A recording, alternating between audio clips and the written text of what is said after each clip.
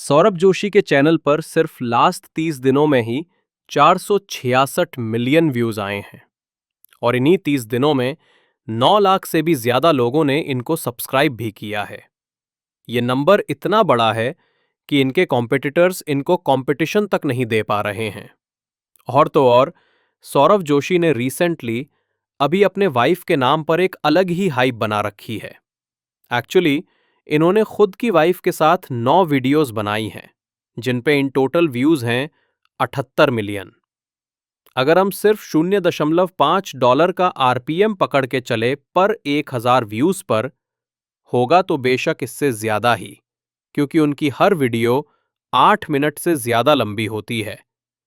लेकिन अगर lowest number भी पकड़कर चलें तो यूट्यूब इनको देता होगा पर मिलियन के लगभग 43,000 रुपए, और 70 मिलियन व्यूज के होते हैं लगभग 33,53,000 रुपए।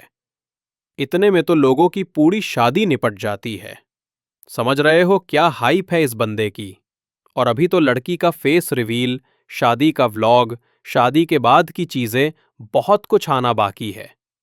तो क्या हवा चल रही है, किस लेवल की हवा है। लेकिन आखिर ये हवा चली तो चली कैसे? कैसे एक मजदूर का बेटा 36 मिलियन सब्सक्राइबर्स तक पहुंच गया? आखिर इसने किया तो ऐसा किया क्या जिससे ये बस में सफर करने वाला लड़का आज प्राइवेट जेट तक पहुंच गया है? इसके लिए मैंने 6 दिन डिटेल में रिसर्च करके इसकी सक्सेस को डिकोड किया है। यूजुअली यूट्यूब पर लोग बात करते हैं टाइटल, टैग्स, डिस्क्रिप्शन और थंबनेल की, इसलिए मैंने शुरुआत करी है इनके सबसे पॉपुलर वीडियोस की टाइटल से।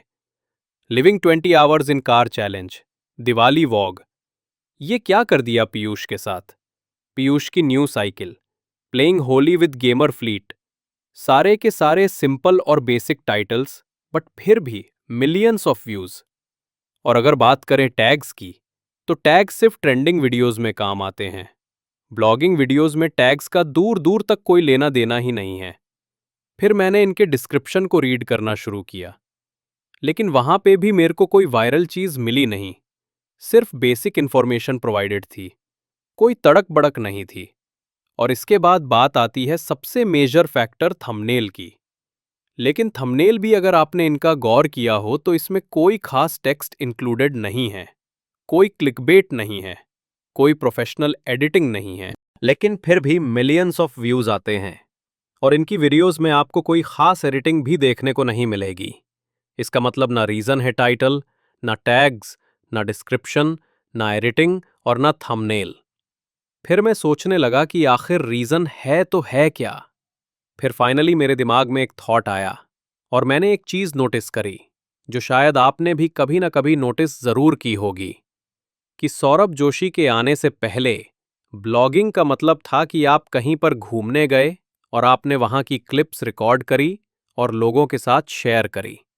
लेकिन सौरभ जोशी के आने के बाद ब्लॉगिंग का मतलब ही बदल चुका है। लोग इसके चैनल पर ब्लॉगिंग देखने नहीं आते हैं, इस बंदे की लाइफस्टाइल देखने के लिए आते हैं। ये किसी की लाइफ में कोई वैल्यू ऐड नहीं करता है, फिर भी मिलियंस ऑफ लोग रोज इसकी डे टू डे एक्टिविटीज देखने के लिए इसके चैनल पर आते हैं। और यही मेन रीजन है इसकी सक्सेस का भी। इसने काम तो वही किया जो दूसरे लोग कर रहे थे, बस तरीका अलग था। इसलिए ये बंदा इतनी तेजी से ग्रो कर चुका है।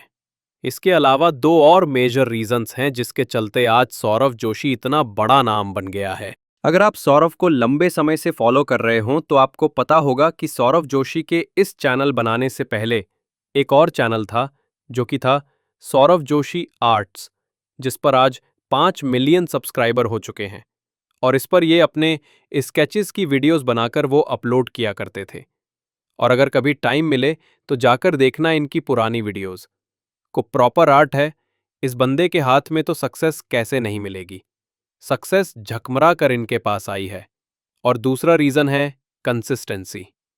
इस फैक्टर को भी कभी इग्नोर नहीं किया जा सकता है, क्योंकि इन्होंने अपने पहले चैनल पर 600 से ज्यादा वीडियोस अपलोड करी थी और ये अपने इस चैनल पर भी 2100 से ज्यादा वीडियोस डाल चुके हैं।